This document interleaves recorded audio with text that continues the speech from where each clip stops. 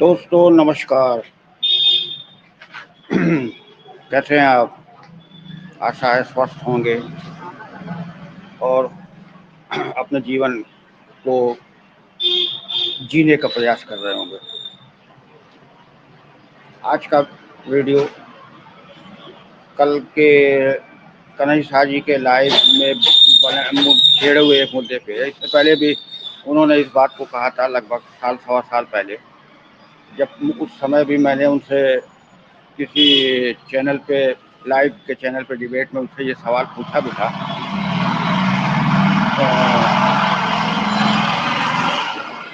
Live debate में किसी YouTube के चैनल पे मैंने उनसे जुड़ के सवाल पूछा था, लेकिन उस समय भी वो बगले झाँकते नजर आ रहे थे और जवाब दिए बिना ही वो चले गए थे, किसी काम की जल्दी बता करके। कल उन्होंने फिर वही काम किया है और नया सोचा फिर फेंका।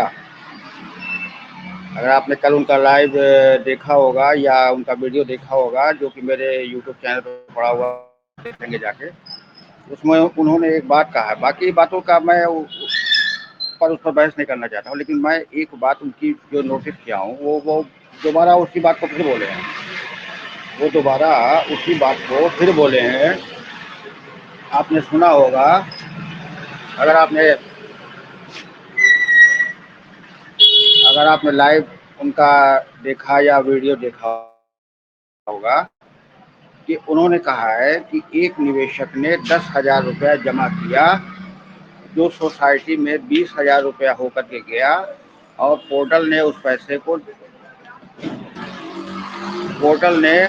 20,000 रुपये को उस निवेशक को दिया। तो कहाँ कहाँ सहारा के भुगतान नहीं मिल रहा है? उस निवेशक को तो 10 का 20 होकर के मिला, जबकि अभी सोसाइटी में उसका 20 का 40 होना था। 20,000 रुपया उसका बचा हुआ है, जो कि उसके बॉन्ड उसके पास है। ये उनका कथन है। ये उनका कथन है कि 10,000 रुपया किसी निवेशक ने जमा किया, जो कि सोसाइटी में गया तो वो 20,000 हो गया, और 20,000 का सोसाइटी में 40,000 हो रहा था, लेकिन उस निवेशक को पोर्टल के माध्यम से 20,000 मिला। तो फिर कहाँ सहारा पैसा नहीं दे रही है, या कहाँ उस निवेशक को 10 का 20 नहीं मिला, और जो 20 उसका सोसाइटी में बचा हुआ है इंटरेस्ट, वो उसके पास बॉन्ड है, वो जब क्लियर होगा तो उसको मिलेगा। उनका कहने का तात्पर्य ये था कि 10,000 वो निवेशक को मिला, उसने जमा किया, और उस निवेशक को पोर्टल के माध्यम से 20,000 रुपया मिला। ये उनका कहने का मतलब है, मोटा मोटा। ये उनकी गणित मैं समझ नहीं पाया। उनको कृपया मैं उनको अपने लाइव में आमंत्रित करता हूँ कि वो आएँ और कृपया सिर्फ इसी मुद्दे पर वो अपनी गणित समझाएं कि कैसे उस निवेशक को अपने जमा धन का ब्याज सहित पैसा मिल गया।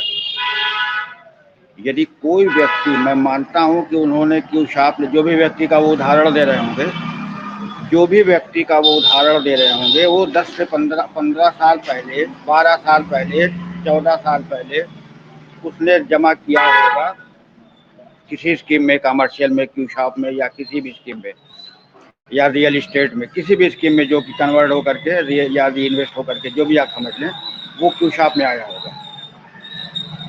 ठीक है, मेरे कहने का मतलब है, मान लीजिए वो रियल इस्टेट में 10,000 रुपया रहा होगा, वो क्यू शॉप में आया 10,000 रुपया, उसी समय उन्होंने किया होगा, और सेम उसी डेट पे, महीना, 1.5 महीना, 2 महीना, 6 महीने के अंदर में ही वो क्यू शॉप में ट्रांसफ़र हो गया। ठीक है, तो क्यू शॉप में उसका 10,000 रुपया आया होगा, या 10,000 कुछ रुपया आया होगा, या उसको हटा भी दिए, मान लीजिए रियल इस्टेट को हटा दीजिए, सीधे सीधे उस व्यक्ति ने क्यू शॉप में 10,000 रुपया डाला, क्यू शॉप का 10,000 का 20,000 हो गया। ठीक है, 5 साल के बाद, 5 साल में वो डबल हो जा रहा है। तो क्यू शॉप का 20,000 हुआ, तो जब 20,000 हुआ तो वो 20,000 रुपया सोसाइटी में आ गया, और जब सोसाइटी में आया तो सोसाइटी का 20 का 40 उसको प्रिंट होके मिला था, और उसको कितना मिला? सोसाइटी पे जमा धन का 20,000 रुपया। उसने कितना जमा किया था? 10,000 रुपया। 10,000 रुपया कितने साल पहले जमा किया था, जरा ये कन्हैया शाह जी बता दें।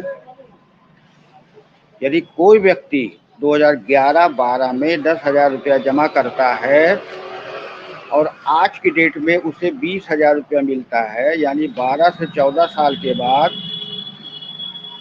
11 में अगर उसने जमा किया या 12 में, अगर रियल में किया होगा तो 11 में रहा होगा, 12 में आ गए तो कुछ हाथ में रहा होगा, जो भी रहा होगा वो उसकी एक्चुअल डेट नहीं बता पा रहा। लेकिन उस डेट पे अगर हम 11 को ही मान लें तो आज 2025 चल रहा है, 14 साल में उसको 20,000 रुपया मिल रहा है। कहाँ से उस निवेशक के साथ इंसाफ हो रहा है? पोर्टल ने तो उसका एक तरह से मूलधन ही दिया ना। और जो महंगाई, जो जो परिस्थितियां पैसे की आज के 14-15 साल पहले थी, क्या आज भी वही है? 10,000 की वैल्यू जो 14 साल पहले थी, जो 14 साल पहले थी 10,000 की वैल्यू, क्या आज भी वही है? जो व्यक्ति 10,000 रुपया उसके लिए 2014 में रहा होगा, माने रखता रहा होगा, क्या आज की डेट में भी उसके लिए 20,000 रुपया वही माने रखता है? क्या 500 रुपया जिसके जेब में 2012 में रहा होगा और आज की डेट में भी 500 रुपया है, क्या वही माने उसका 2014 में भी रहा होगा, 2012 में भी है? क्या गणित लगाया कनिष्ठ शाह जी ने? कन्हैया शाह जी को ये जवाब देना पड़ेगा कि उस व्यक्ति को कहाँ पैसा मिला। अगर उसने 2010, 11, 12 में 10,000 रुपया जमा किया, वो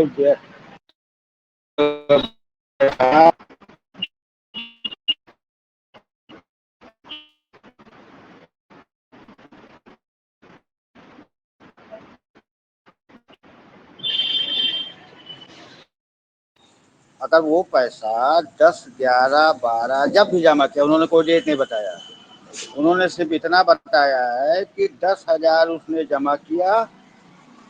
उन्होंने सिर्फ इतना बताया है कि 10,000 रुपया उसने जमा किया। कहाँ जमा किया, ये वो एक हवा में तीर चला रहे हैं और वो मूर्खों को समझा रहे हैं कि 10,000 किसी ने जमा किया, उसका सोसाइटी में 20 आया और 20 का सोसाइटी में प्रिंट उनको मिला होगा कि 40 मिलेगा। ठीक है, ये चीज़ तो मैं मान गया। लेकिन 10,000 रुपया कब जमा हुआ था, कितने साल पहले जमा हुआ था? 15 साल पहले, 14 साल पहले, 16 साल पहले। वो 10,000 रुपया कैसे उसने जमा किया था? इन्वेस्ट करते करते किया था या नगद जमा किया था? नगद कहाँ जमा किया था? रियल इस्टेट में किया था या क्यू शॉप में किया था? और अगर रियल इस्टेट में किया था और रियल इस्टेट का पैसा 5 का 10 हो करके क्यू शॉप में आया, अगर रियल इस्टेट में उसने 5,000 किया होगा, वो पैसा क्यू शॉप में 10,000 आया और 10,000 का पैसा 20,000 सोसाइटी में आया, तो फिर उसको मूलधन कहाँ मिला? आज के 14-15 साल पहले 10,000 की वैल्यू क्या थी और आज क्या है? किस तरह के अर्थशास्त्री बनना चाहते हैं क्यों कन्हैया शाह जी?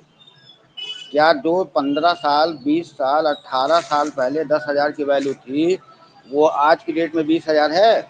अगर हम कहीं पैसा 15 साल, 18 साल पहले इन्वेस्ट कर रहे हैं और हमको 20 साल, 18 साल, 19 साल हो गया है, तो क्या मैं उसी 10,000 या 20,000 पर ही रुका रहूँगा? बात को समझते हैं नहीं है, बोल जाते हैं खाली। उदाहरण भी ऐसा देते हैं जो कि समझ से परे है। आज की डेट में 7 साल 9 महीने में पोस्ट ऑफिस का 20 हो रहा है, डबल हो रहा है। अब हम 7 साल 9 महीने के बाद, यानी कि 8 साल के बाद, सॉरी 9 साल 7 महीने में दूना हो रहा है। पोस्ट ऑफिस में इस समय 9 साल 7 महीने में दूना हो रहा है। तो अगर हम 9 साल 7 महीने के बाद जाएं और 10,000 रुपया ही हमको वापस मिले, तो क्या वो पैसा मेरा मिल गया, वापस मिल गया? हमने वो पैसा क्यों रखा था?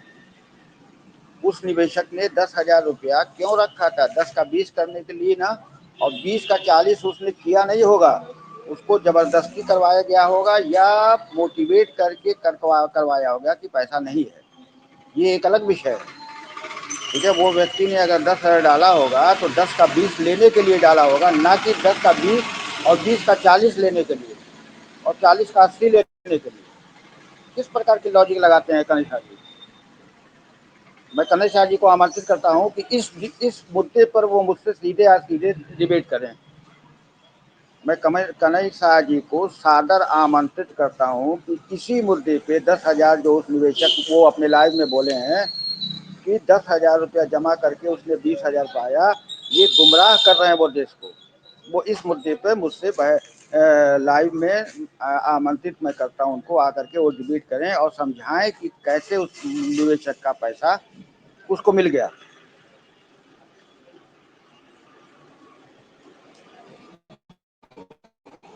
कोई भी चीजों को समझाने का एक लॉजिक होता है, हमेशा किसी चीज को समझाने का एक लॉजिक होता है। आप बोलेंगे कुछ और, करेंगे कुछ और। आपने कल बहुत बड़ी बड़ी बातें अपने वीडियो में डाला है, उन बातों पे मैं बहस नहीं करता हूँ। मुझे जो बात पे बहस करना है या जो बात की पर एतराज है वो ये है कि कोई व्यक्ति 15 साल पहले, 16 साल पहले, उसका टाइम उन्होंने नहीं बताया कितने दिन पहले उसने किया था। हो सकता है उस व्यक्ति ने 5,000 जमा किया होगा और क्यू छाप में 10,000 बन के गया होगा, और क्यू छाप का पैसा 10,000 का 20,000 सोसाइटी में गया होगा, ये भी तो संभव है। और सोसाइटी वाला पैसा पोर्टल से उसको 20,000 मिल गया, तो ये भी तो संभव है ना। हर चीज की संभावनाएं है। या तो उस व्यक्ति का वो शुरू से लेके आज तक का बॉन्ड का प्रोसेस दिखावे कि कहाँ से कैसे पैसा आया। ये कह करके आप क्या समझाना चाह रहे हैं कि उस व्यक्ति को पैसा मिल गया और सारा पैसा ले रही है। कहाँ पैसा ले रही है सारा? थोड़ा सा कोई भी चीजों को कहने से पहले सोचना चाहिए। मैं कन्हैया जी को आमंत्रित करता हूँ अपने स्टेज पर कि आए और आ करके वो इस टॉपिक पे कि वो 10,000 का 20,000 पाया जो उन्होंने बोला है, और उन्होंने ये भी कहा है कि वो अपना पैसा पा गया। किस आधार पर पैसा पा गया? अगर उसको हम मान भी लिए कि 10 का 20 मिल गया, तो क्या उसको पैसा मिल गया? आज की डेट में अगर हम 10,000 रुपया जमा करते हैं और अगर 20 साल के बाद वो पैसा मुझे मिलता है 20,000 रुपया, तो क्या वो 10,000 की वैल्यू 20,000 रुपया होती है? 18 से 20 साल के बाद 10,000 की वैल्यू 20,000 होती है।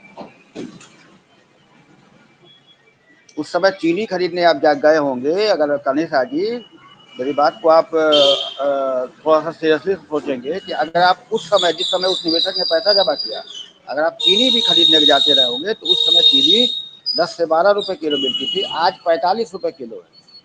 क्या बात करते हैं आप? चैनल पे नए होंगे तो सब्सक्राइब कर लेंगे और मेरी बातों पर कमेंट में देश अपना जवाब देगा कि क्या कन्हैया जी ने जो बात कही है वो सही है। अगर आपको लगता है सही है तो हाँ में जवाब दीजिएगा, नहीं तो ना में जवाब दीजिएगा। कमेंट जरूर करेंगे और गलत बातों का विरोध जरूर करिएगा, चाहे कोई भी करे, मैं ही क्यों ना हूँ। हमेशा गलत का विरोध करिए और गलत के साथ कभी मत खड़े रहिए।